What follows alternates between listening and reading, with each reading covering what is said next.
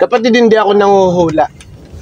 Nagbabasa ako ng energy, frequency, and vibration gamit yung art ni Nicole Smith. Mula kapanganakan mo hanggang kamatayan mo, isang buong moment yun. Yung bawat moment yung bawat yugto, bawat moment ng buhay mo, mahalaga yun kasi mamamatay ka. So ngayon, bubunot ka ng card, mag-a-attract ka ng card. So yung mabubunot mo dyan, babasahin natin kung ano ang ibig sabihin nun. At kung ano man yung mabunot mo dyan, ibig sabihin yun yung na-attract mo. At sa tingin ko, sa pananaw ko, merong mensahe yun sa'yo na mahalaga dahil lumamatay ka rin eh. Oh. So, tignan natin kung ano yung ma-attract mong card. At baka may makuha ka mensahe, magamit mo sa journey ng buhay mo. Balasahin mo hanggang gusto mo. Yung masasatisfy ka. Okay. Doon tayo dyan naharap, no? Ito, yan, parang ganyan. Kuha ba? Tayo harap.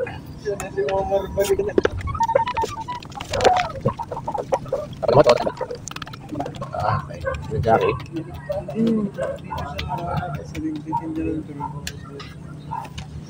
Kapatid, pili ka dyan na magre-represent ng present mo. Lagay mo dito.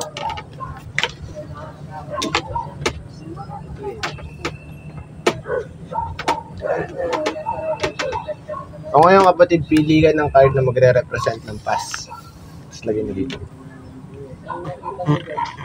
Ay, sorry. Energy. O ngayon kapatid, pili ka ng card na magre-represent ng future. Kahit saan dyan, bigger time.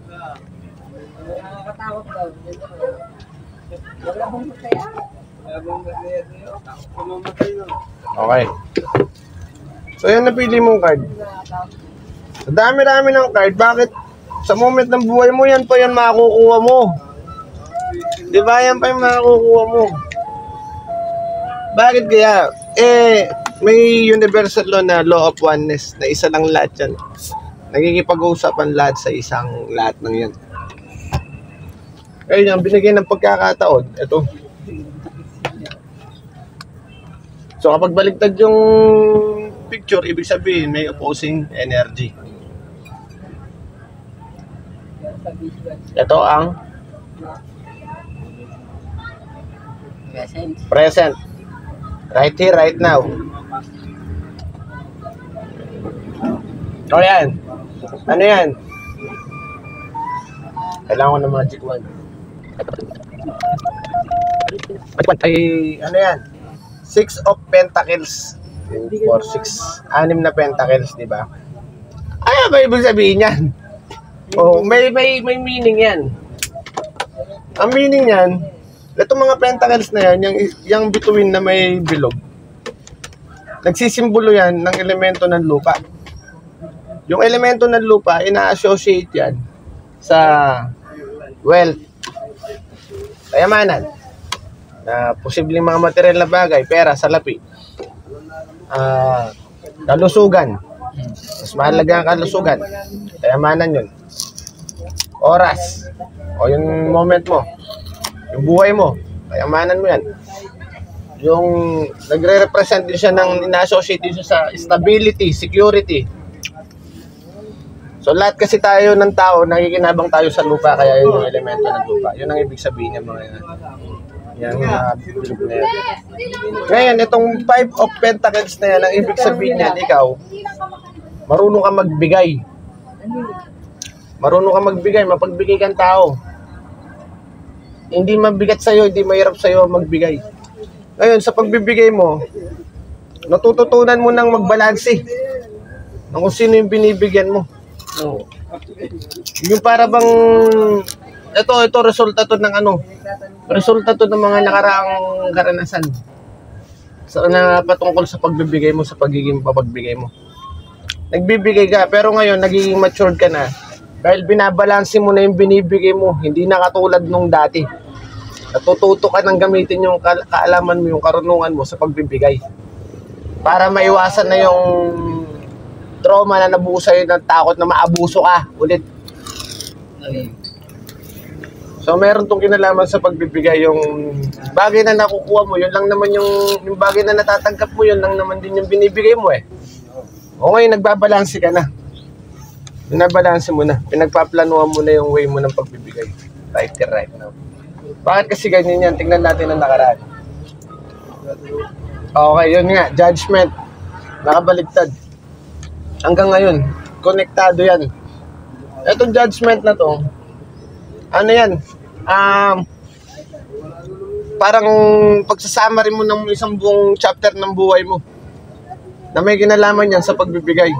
Natuto ka na nga eh. Kumbaga inuhusgahan mo na. Ito na lang kung dati nagbibigay ka ng hanggat kaya mo, ngayon naglalagay ka na ng ano, ng parang boundary. Hindi mo na parang nagmamature ka na nga eh. Kumbaga kung matured ka na dati, mas nagmamature pa. Dahil hindi naman yan isang beses lang nangyari. Maraming beses yan nangyari. So ngayon dahil sa judgment mo na kailangan ganito na yan para hindi na ako maabuso. Kaya lang yun, minsan nauuto ka pa rin. Kaya nakabaligtad yan. Minsan nauuto ka pa rin na nakakapagbigay ka pa rin na nasasaktan ka. Yung nagbigay ka na, nasasaktan ka pa. Siguro dahil sa inaasahan mo na meron kang makukuhang kapalit. O posibleng masyado ka naatat dun sa ibibigay sa'yo ng pagkakataon na kapalit ng biyaya ng lahat ngayon. Ngayon kaya baligtad dyan. So ini-encourage ka ng cards na maging bukas ang ating kaisipan sa pagbibigay na wala tayong kahit katiting na guilt na humingi tayo ng kapalit. Hindi ka magre-regalo dahil gusto mo magregalo. Magregalo ka dahil yun yung sinisigaw na puso mo na kabutihan. Magbibigay ka. Ganun yun. Pero, gamitin mo pa rin yung maturity mo sa pagbibigay dahil lang taga-tanggap, walang limit yan. Tanggap lang ng tanggap yan. Ikaw na nagbibigay, kailangan mo mag-set ng limitasyon. Dahil pag di ka nag-set ng limitasyon, maaabuso ka. Tama naman din yun. Ngayon, ano ba sa future? Ayun, sa future. Okay. Ano to? 7 of Wands. Yan 7 of Wands na yan. Ito, itong yung kahoy na yan, yung patpat. Ina-associate ito sa elemento ng apoy. Itong ibig sabihin nito, ito yung yung willpower mo, yung fighting spirit mo. Yung kung saan mo ginugugol yung energy mo, yung enerhiya mo. Ngayon, yung elemento ng apoy na yan, yung 7 of Wands na yan, ang ibig sabihin yan, meron kang pinaggugulan ng enerhiya mo, pinaggugugulan ng enerhiya mo, na nakatanggap ka dun ng future to nakatanggap ka dun ng parang magandang bagay. Nakatanggap ka ng magandang bagay dun na talagang pinush mo at dun ka masaya. Satisfy ka dun sa bagay na yun. Ngayon dahil magkakaroon ka nun sa future, magkakaroon ka ng ganun bagay, may tao may inggit sa'yo, given yun sa nature. Medyo makaangat ka sa buhay dun sa bagay na paglalaanan mo ng energy. Hindi natin sinusukat dito yung pera. Ang sinusukat natin dito yung satisfaction ng puso mo. Pero kapag lalaanan ng puso na yun na dahil nakikita nila na masaya ka dun, pababagsakin ka nila dun. Yun na yun.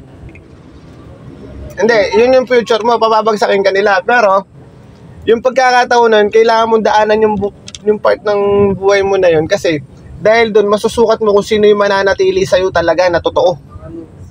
Mauubos lahat ng mga mahal mo sa buhay yung elemento ng tubig kung papansinin mo rito. Ayun konting-konti na lang. Diyan masasala mo ng gusto kung sino yung mga mananatili sa'yo at makakasama mo sa journey na pagkakatiwalaan mo. At alam mo, masasatisfy ka. Tapos, after nun, mamimaintain mo yung lakas mo at saka yung kaisipan mo. Mamimaintain mo yun at manunumbalik yung dati mong lakas, tapos magpapatuloy ka na sa panibagong journey na magtatagumpay ka. So, ganun siya. Ganun yung okay. Thank God. Nabaligtad to, ibig sabihin na to, posibleng hindi mo to kayanin. Kaya ini-encourage ka ng card na maging matatag ka. At yung pagmamahal ang susi para malabanan mo ang lahat ng yan. At yung pinakamakapangyarihan sa kaloob-looban mo, doon ka humingi ng lakas. Huwag sa labas. Nasa loob mo lang yan. So, ayan. Ngayon, gusto ko kapatid, isa pa. Gusto ko na ngayon, itayo mo to. Itayo mo tong card ito. Baligtarin mo yan. Mag-umpisa dyan yung will mo. Na, yan. Dapat ganyan yung pakayan. Yan ang card.